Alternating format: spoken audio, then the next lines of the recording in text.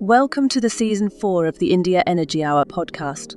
This podcast explores the most pressing hurdles and promising opportunities of India's energy transition through an in-depth discussion on policies, financial markets, social movements and science. Your host for this episode is Shreya J., Delhi-based energy and climate journalist.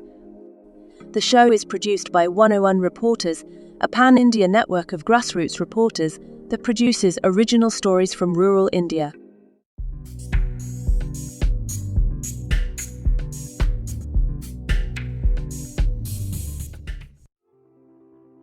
With Donald Trump scheduled to take over as the 47th President of the United States of America, there is widespread anxiety on the impact on global climate action. A climate change denier, Trump is a vocal supporter of fossil fuels and in his last tenure made US exit from the Paris Agreement on climate action. It is feared climate financing will take a serious hit. We talked with Anisha Dutta, a New York-based investigative journalist focusing on politico-economy, to understand the why and how of America electing Trump, the impact it will have on energy transition policies of the US, and the domino effect on climate action and green funding across the globe. Dutta has been a journalist for over a decade, earlier in New Delhi and now in New York.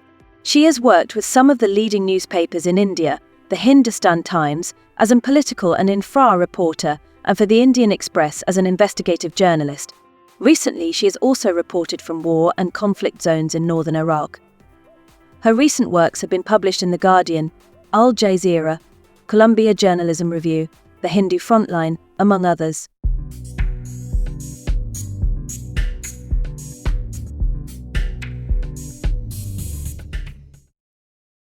Hello and welcome to the India Energy Hour, Anisha. I'm very excited to have you here.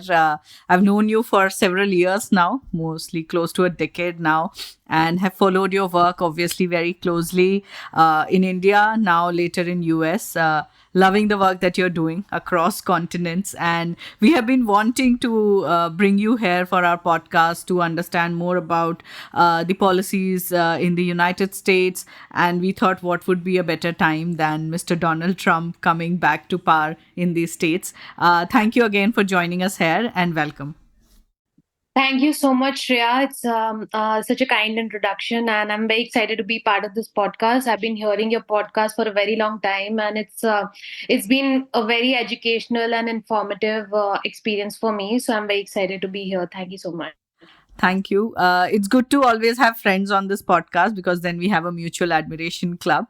Thanks again for the kind words. As is usually our protocol, if I may say so, before we delve into this topic and we have this very interesting topic to discuss with you, we want our listeners to know a little bit about you. You have had a cross-country journey as a journalist, first in India, then in United States, and you did various projects in different continents across conflict zones. Tell us about your professional career. How did you land in journalism?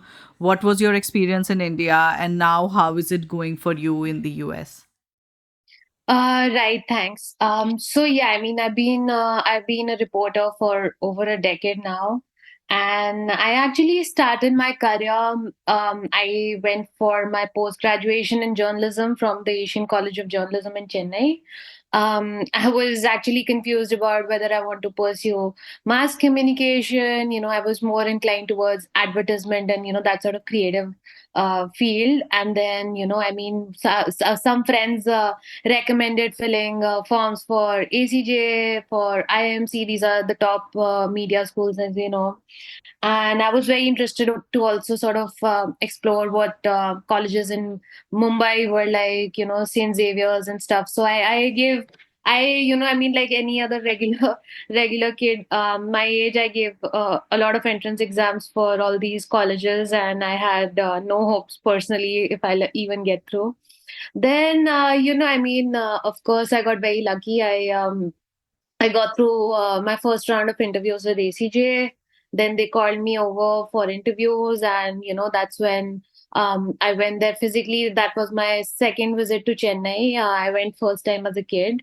And it was great. I fell in love with the city. I fell in love with the college, the vibe. I was very nervous because, I felt like I wasn't as intellectually inclined as the other students for sure. But yeah, I mean, that's something that you pick up along the way. So my interest, my passion, everything honestly came from my education in that college. I got to learn so many things. So many things fascinated me. Such cool lecturers were there. So I mean, we had like very strong faculty of like experienced people, who had been in the field for many decades. So yeah, that's how I got into journalism, and then I began reporting for Business Standard. That was my first job in Mumbai, and from there on, I realized that my interest was more in reporting. So yeah, I mean, I wanted to focus on that. I had a short gig at Eat Economic Times, energy portal. And then I moved on from there to Hindustan Times, which was a very memorable experience for me. I learned a lot. I was the editor, Mr. Sukumar. He was extremely kind. He took a chance and hired like someone so young for the National Political Bureau. So I was very again I learned a lot from my seniors. That was a bureau of extremely experienced reporters. Some had been covering defense for, almost more than 2 decades when I joined. I had reporting experience of barely 2, 3 years. And then, I mean, that was a great experience because I got accustomed to beat reporting for the first time. So I started covering, I was doing railway ministry, aviation ministry, Ministry of Urban Housing and Development, and luckily, a lot of work started happening in that, with the Central Vista project and stuff like that. And then Ministry of Road Transport. So I got very accustomed to sort of, your quintessential ministry reporting. And that was a lot of fun and, of course, very educational. But it was too much of a micro focus in one topic. So increasingly, I started branching out. I started, I developed sources in other ministries, external affairs, and sort of foreign policy, something that always interested me a lot. And the editors encouraged it. Any story coming from anywhere, it's always welcome. So I started focusing, and then COVID happened. So a lot of things were happening at once. All of a sudden, as you know, the game completely changed. Every reporter doesn't. I mean, it didn't matter what beat you were doing or what your expertise was. Everyone became overnight a health reporter because that was the story of the decade. So a lot of um, uh, cross ministry reporting stories came out. So that was very interesting to do. Suddenly, my beats, which weren't that much of a hot topic for a political bureau, became really important because everyone was interested to see when will trains run, when will domestic flights resume, when will international flights resume, stuff like that.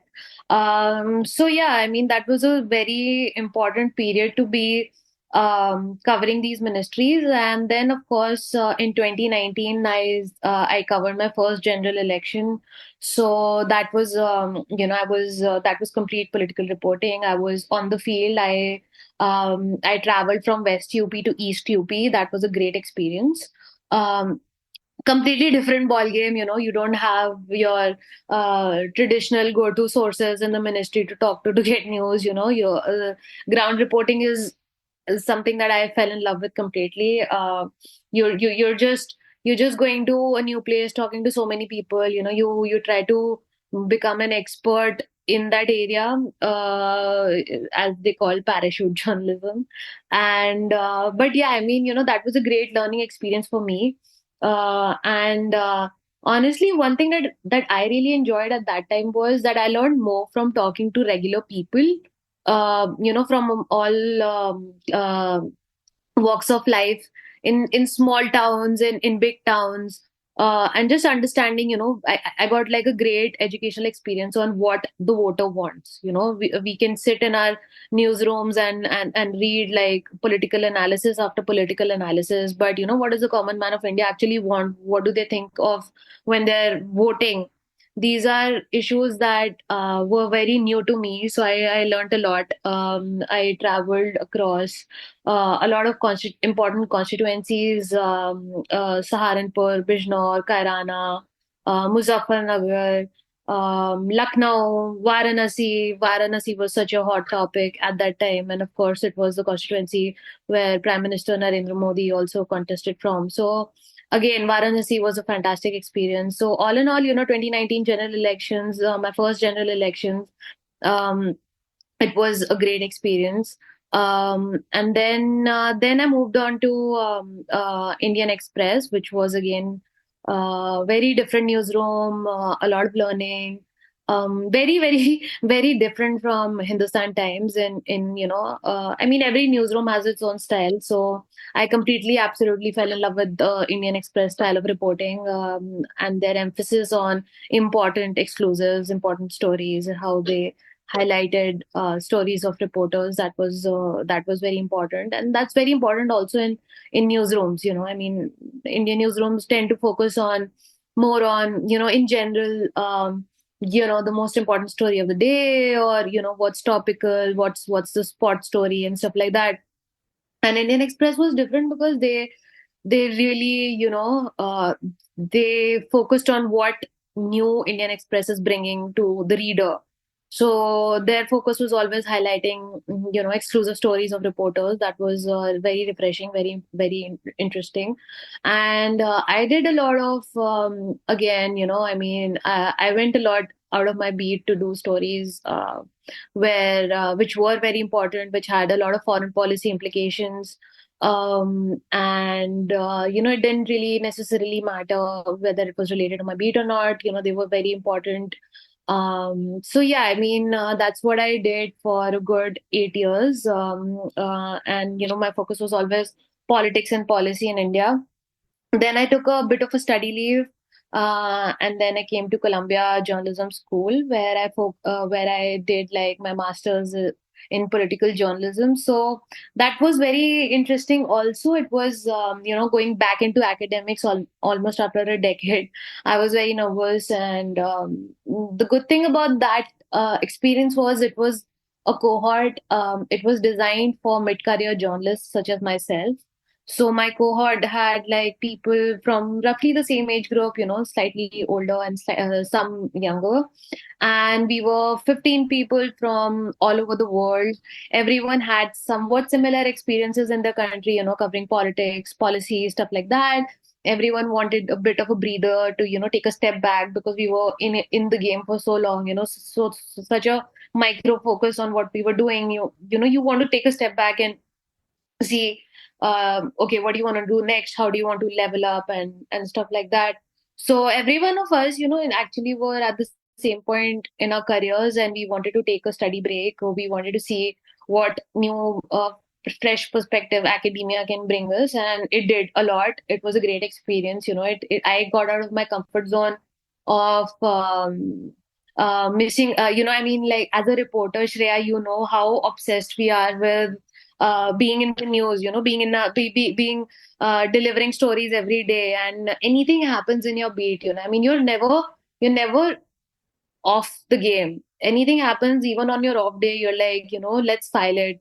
I hope it doesn't get missed, and I should be the reporter on the beat and stuff like that. So, as they say, fear of missing out, FOMO. I was getting a lot of FOMO. I was like, okay, 1 year of not being able to report, how will that feel?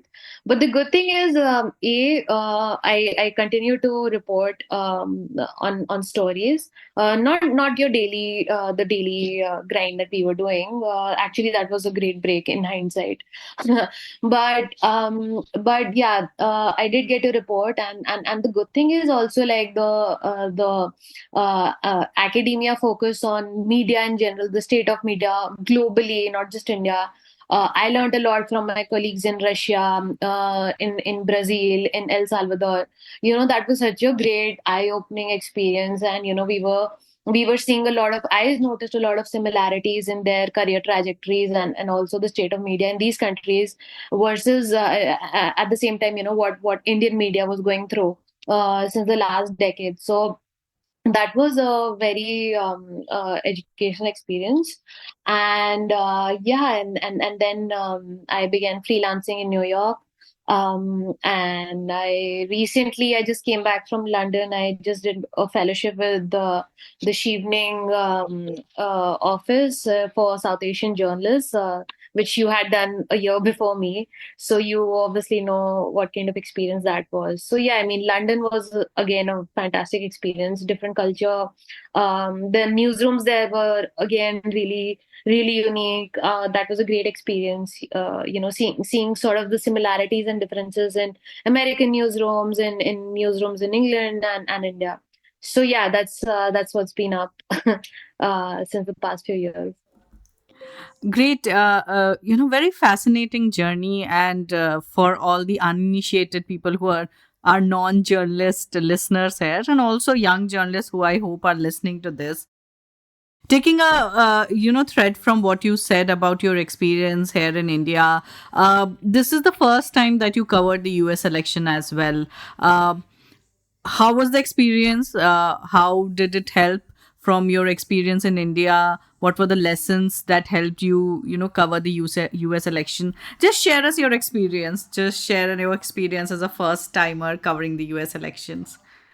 Right. Well, first things, I have a newfound respect for the Indian electoral system after covering the elections in United States. I mean, we have, I would say, four times probably the amount of registered voters in this country, and the way we implement it at a large scale, our election commission, even our whole voting process, how quick and easy and seamless our counting processes, and how we are, and even the election commission website, stuff like that, which is such a great streamlined process in India.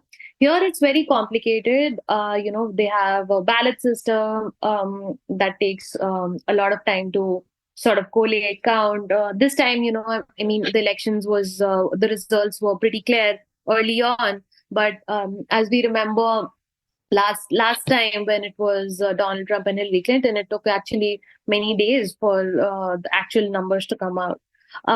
So that's one observation I had. Other than that, I mean, listen, politics everywhere is similar. The voters have their own mindset. You have candidates who have their own poll promises, stuff like that. So yeah, it was very interesting. It was interesting to sort of cover a two-party system. That makes things a lot easier. Uh, and the two candidates couldn't have been more completely politically different from each other. And one again really fascinating and unique thing about what like politics here, our electoral issues are so completely different from what they are in India.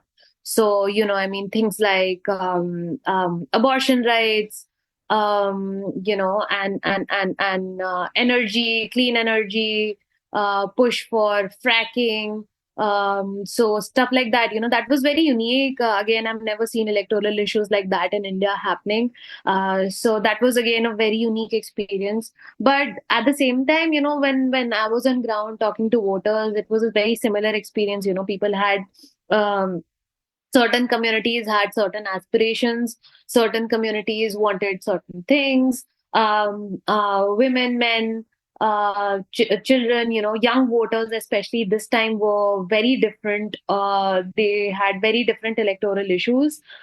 Even young, one thing that I noticed that, traditionally young registered Democrats, for example, who were always traditionally voting, it may be their second or first general election. In previous elections, they always voted Democrats, but this time I noticed a lot of anger within the Democratic community against the current administration. So that was very interesting to note. As they call it in India, anti-incumbency. There was a lot of anti-incumbency here. So these are sort of some similarities I noticed. At the end of the day, again, humans have preconceived notions about what they want. They have an idea about things they want in their candidate and what they think of before voting someone. those weren't that different. But yes, of course, poll promises here are very different from those in India. And yeah, voters also think according to those poll promises. Right. You must have evaluated, the climate and energy policies that both the sides were kind of projecting. We do know Mr. Trump to be someone who is anti-climate action. In his last term, he has called climate change a hoax as well. Whereas Ms. Harris comes from this thought process where, Mr. Joe Biden has talked about this Inflation Reduction Act. There were so many methods, so many policies done to push green energy. Do you think these policies and these extremely polarized views had a role to play in the decision that the electorate was making there when it comes to just energy policy and climate action? So one of the key decisions that the Biden administration did, like you rightly mentioned, the Inflation Reduction Act, that resulted in like billions of dollars of investment in green tech. There were a lot of subsidies given to corporations for adopting green technologies. So that was one very big policy implementation that Joe Biden did. And Kamala Harris sort of wanted to take that further. She wanted sort of continuation of the Biden administration's policies. At the same time, one very important thing that we noticed in this election was, unlike her previous stance on things like fracking, fracking, as you know, helped United States become one of the largest over the past few years, one of the largest producers of oil and gas. And that is something that largely benefited U.S. economy. And Donald Trump, of course, is extremely bullish on fracking, bullish on investing in fossil fuels. So Kamala Harris actually, seeing the mood of the electorate, changed her stance on fracking and said that she will allow it. She earlier supported a ban on fracking because of climate activists. So that was one change we noticed in this campaign, because she was criticized for changing her stance, and then she clarified that she wants fracking to continue. So in terms of electorate being influenced by energy policy, I think that was one, because of course. People want more jobs, and Donald Trump supporters always knew that he's gonna give a lot of tax rebates to corporations investing in fossil fuels. So yeah, I mean there was some impact to that extent, but yeah, I think of course there were other bigger electoral issues, like Donald Trump's stance on immigration and Kamala Harris's stance on immigration. That was one. Second was, of course, foreign policy. Joe Biden's administration's handling of the Gaza-Israel war was something that largely dominated the voters this time. So yeah, I mean, I think other issues were more emphasized on, and of course, energy had a certain role to play in that.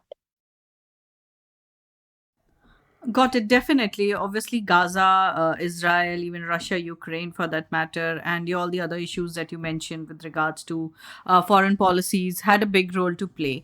But now that Trump is in the White House, there is a widespread panic on the global platform, starting with COP29 in Baku and G20 in Brazil, which are now expected to be a washout, because one, the most of the developing countries are not sure which stand US will take when it comes to financing of, be it climate, multilateral development funding, etc. What stand will the Trump administration take on that? And second, obviously, whatever decision US takes will have a ripple effect on the whole supply chain, be it climate, green energy, fossil fuel, etc. Are his earlier decision giving an inkling on what the way forward of his energy policy making would be? We have seen some very uncanny people being selected into his administration. With Along with that, what are some of the hints that you're getting? So during his presidency, President Trump withdrew US from the Paris Agreement. As we all know, He argued that it was unnecessary and put United States at a competitive disadvantage to China. Joe Biden, of course, was very swift in rejoining the climate accord, and Trump has been very vocal. He's made it clear that he will withdraw again. So, I mean, that will, of course, have a big impact globally. And Trump is famously a climate change denier. His allies are very vocal on that. Republican Party in general has a certain stance on climate change. I don't think that's going to change. But at the same time, of course, a lot of his allies have very substantive investments in clean tech. Elon Musk, for example, I mean, his entire bulk of his entire empire is in electric vehicles. So I think there will be some pushback and some sort of resistance from the corporate sector and states like California, where there are huge investments in green energy, clean tech, which I don't think the Trump administration could be so easy to push on. So there is going to be some resistance there. Yes, you mentioned Elon Musk. Yes, definitely, he's one of the persons selected by his administration, and very rightly, I think that's a very interesting point that most of his allies have investment in clean tech. Musk being one of them. So, do you think that this Trump administration will maintain a balance between fossil fuel and clean tech? Because the world is going there. Everyone is investing into clean tech. There are companies back home here in India who are planning to export clean energy technology, clean energy equipment to United States. So disrupting that supply chain would be a very, very tough task. So do you think that this Trump administration, this Trump avatar would be slightly balanced? Um, it's tough to say because we Trump has made sure that his administration will begin enacting an agenda that includes rolling back pollution regulations that the Biden administration implemented. He wants to unleash big fossil fuel development back in the United States. He wants to withdraw from international climate efforts like the Paris Agreement. So that's of course going to have a big impact on climate change in general, of course. And again, like I mentioned, he's extremely bullish on fracking, so he's going to double down. He's going to double down in cutting regulations for corporations who are going to indulge in drilling, and that's one thing that's going to happen for sure. But yes, like I mentioned, I mean, I wouldn't say Donald Trump would be expected to be balanced on energy, but given how there's such large investment, jobs, his allies have a lot of stake in it. Um, I don't think he will be able to roll back on a lot of those initiatives that have already been taken place under the IRA, for example. So he's even if you notice his track record in his previous presidency, he was completely vocally against Medicare, Obamacare. But Donald Trump never rolled it back. Donald Trump never had a substitute for the health system in general. So he continued to implement Obamacare. There weren't many changes that happened to it. Yes, of course, he was vocally critical about it. Even in the debate with Kamala Harris, he mentioned that he did not roll back Obamacare and Medicare in general. So yeah, you can expect a lot of rhetoric, a lot of speeches like his poll promises on going bullish on fossil fuels, on rolling back these sort of climate regulations. But I don't think he can, I mean, so easily sort of roll back on the investments that have already been made. So that's something that he will find quite tough. So the initial signs show that IRA might not go. It might stay. There as I can understand, there is a clear divide between the Trump rhetoric and the policies under the Trump administration. Yes and no, because you never expect, you can always expect the unexpected from Donald Trump. And I don't know if we can safely say that there won't be any changes to the IRA.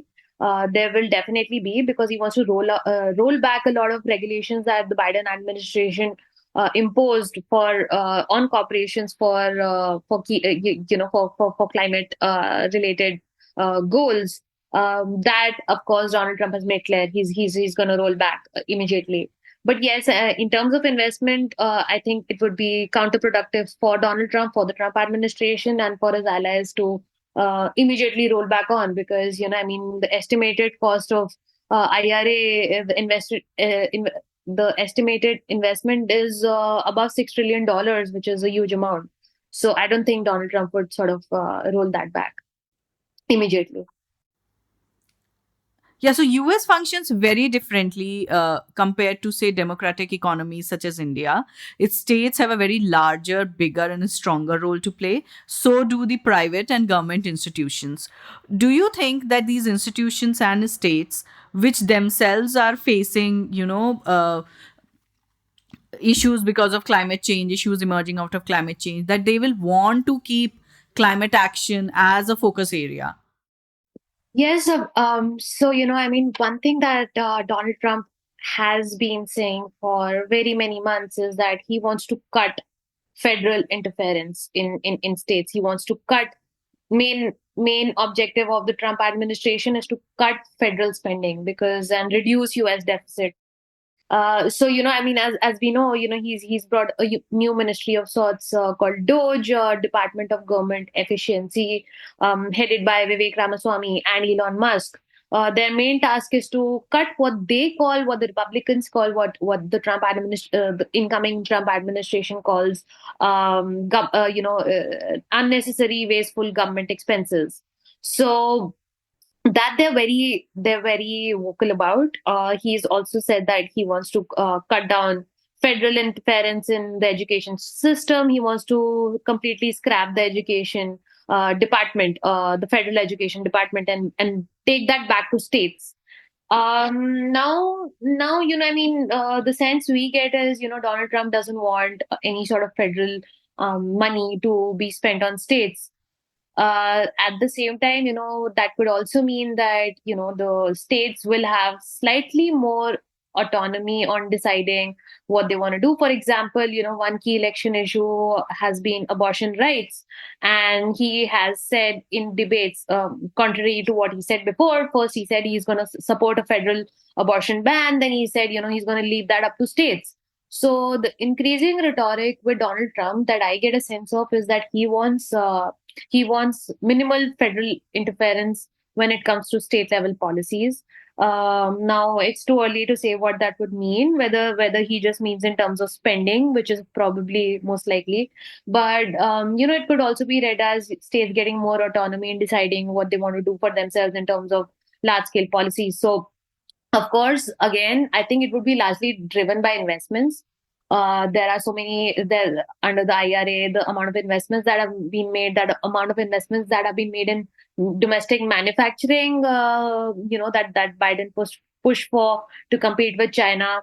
That's going to be one driving force that states would focus on.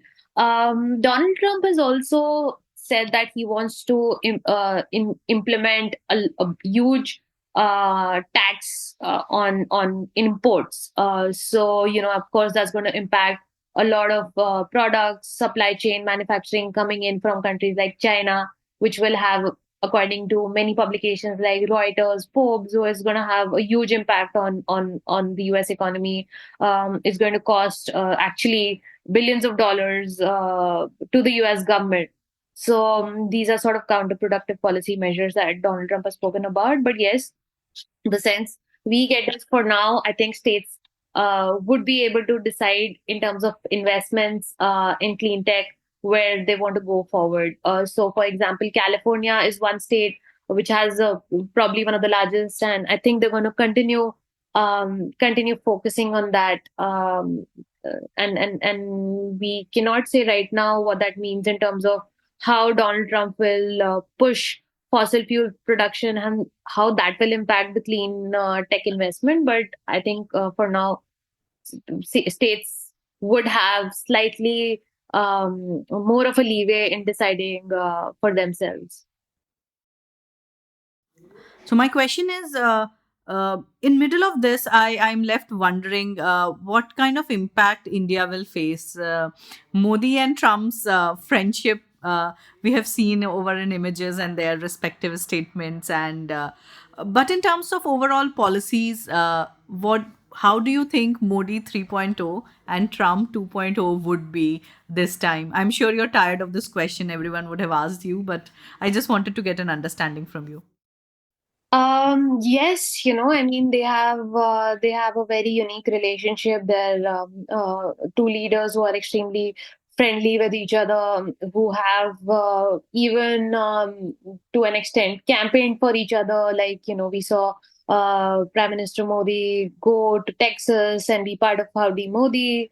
In that, say things like "Ab ki baar Trump Sarkar," which was these were very unprecedented scenes that we were seeing. So, their friendship is out there, and we can see a lot more cooperation between the two countries. Donald Trump has, in during his campaigning, said that he's gonna streamline, while the Republicans and the Trump administration have been very, very clear about mass deportation for one, but that sort of focuses on what they say. They're very clear that, I mean they've been insisting that it's going to focus on undocumented immigrants. In terms of legal immigrants, of course, the Indian diaspora is very important here. A lot of Indian Americans have a huge role to play in this administration. We have Vivek Ramaswamy, we have Tulsi Gabbard, who's going to be leading very important portfolios. He's again mentioned that he finds Indian legal immigrants, very resourceful to the U.S. economy, and has also even spoken about increasing, sort of streamlining the process for legal immigrants to get their green cards quickly. He mentioned in one of the podcast interviews that, people who come in legally, who go to Ivy League universities and even, like, other higher universities, those students do deserve, green cards immediately. So these are some things that I think the Modi government will push Donald Trump on, and of course, will have huge geopolitical impact. Bangladesh is one thing that we can see a lot of focus on. We can expect a lot of focus on, and I think Trump would be very favorable to the Modi government's position on Bangladesh, and especially, we have Tulsi Gabbard again has spoken on, has continued the same rhetoric that the BJP has, which is like increasing attacks on Hindu minorities, which they allege is happening in Bangladesh. So that will be, I think, a key focus in terms of India's immediate neighbors. So I think we can see a lot of mutual cooperation when it comes to geopolitical goals between the two countries, for sure. And do you think this friendship extending to, say, business and trade? He Trump has very openly said that he will ban Chinese products. He will put up tariffs on Chinese imports that are coming in. Some of the experts here in India says that India might stand to benefit, but we don't have that much of a scale, so not sure on that. But do you see a much more easing of trade rules, tariff regulations between US and India going forward? I think it would depend on the industry in terms of, like manufacturing of equipment. Donald Trump is very clear he wants to push U.S. domestic manufacturing. Again, it's not clear because he's mentioned that he's going to increase imports from foreign countries. So how will that pan out with India? But at the same time, I think, of course, there will be a lot of trade agreements that we can expect between the two countries. He's going to want to please India when if he's also planning to curb Chinese imports into United States. So India will, of course, stand to benefit from that. So yeah, we can see a lot of deals and cooperation that's going to happen in the future in terms of military deals. Recently, as recent as October, the Ministry of Defense okayed a 3.5 billion deal with the U.S. government for purchase of 31 drones. We will see, the U.S. State Department of Defense is also been vocal since even the Biden administration that India and US have rapidly expanded their military cooperation, and we can only expect it to increase from here, given how relationship with the Trump administration and the Modi government will be. ठीक है.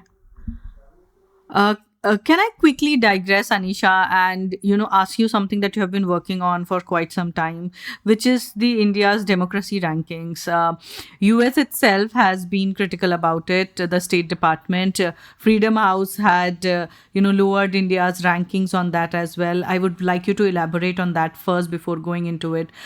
Do we expect some actions on those front now that Trump is here, or do you think that he will deal it with a sly hand? What do we think that Trump administration would have to say on India's, falling human index, falling democracy index, etc.? Please elaborate on it. Right. I think, the Biden administration was very critical of human rights violations that took place under the Modi government. And that was very clear with the statements and the reports that the US State Department have released. Even recently, as like a few months ago, they were critical of Modi government's policies, and Freedom House, which is based in the United States, has mentioned again the same issues for the reason of India's declining democracy index rankings.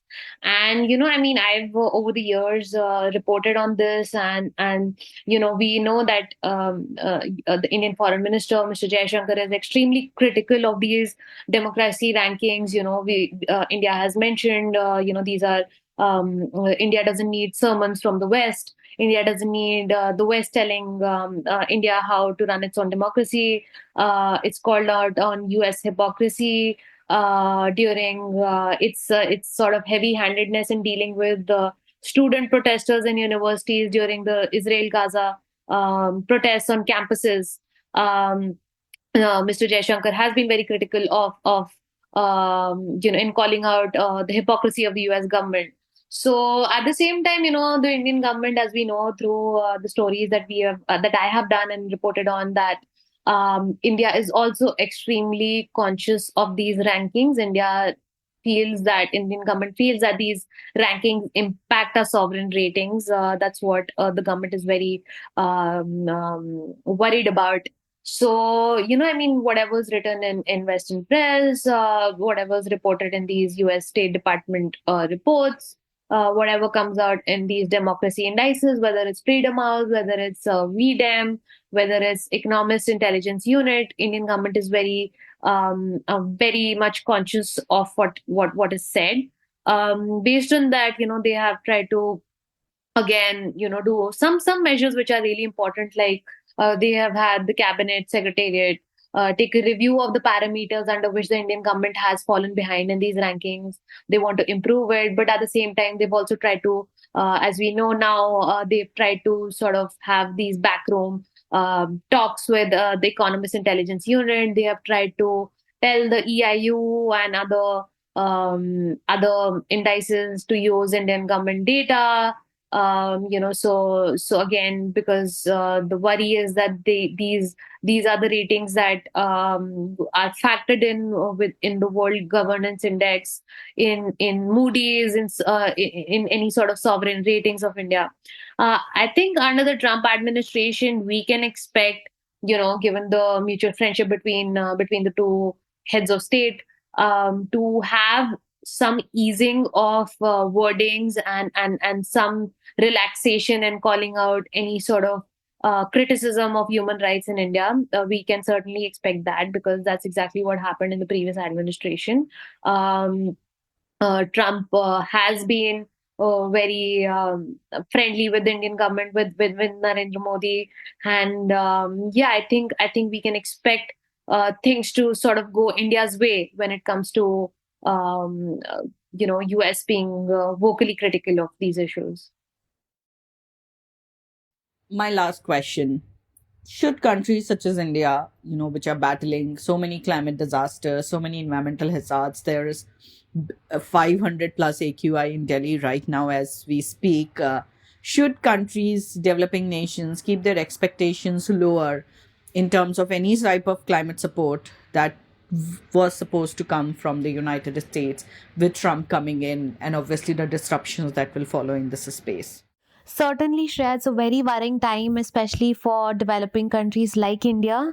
There's a climate emergency happening in that part of the world, in global south in general. The India's facing a big clean air crisis. The AQI in New Delhi is at a hazardous level. So of course it's a terrible time because a Trump presidency will mean that the United States will roll back a lot of climate related regulations. A Trump presidency will ensure that the goals of summits like COP29 are sort of up in the air, because the main onus is of course has always been on developed countries such as the United States, which is one of the largest emitter of greenhouse gases in the world, rather than developing countries like India. And Trump has shown a blatant disregard for climate change. Trump has shown that the United States, under his administration, will not be a part of these climate agreements. It is definitely a time to worry. So I think we can expect tougher times in the future for sure. Yeah, thank you for answering that. Again, thank you so much for talking with us. And we got a good overview about how Trump and India, Trump and business, Trump and fossil fuel, Trump and climate will pan out in the coming 4 years. It would be a good and interesting run for the coming 4 years, and we would look forward to what you write from there. And thanks again for joining the India Energy Hour. Thank you so much, Shreya. It was excellent talking to you as usual, and so glad to be part of your podcast. Thank you so much. Thanks. Thank you, everyone. You were listening to the India Energy Hour. Thank you for listening to the India Energy Hour. Subscribe to this channel to never miss an update. To drop us a feedback, visit our website or write to us at theindiaenergyhour@gmail.com. We are on Twitter. You can follow at TIEH_podcast and get in touch with the two hosts at Shreya_J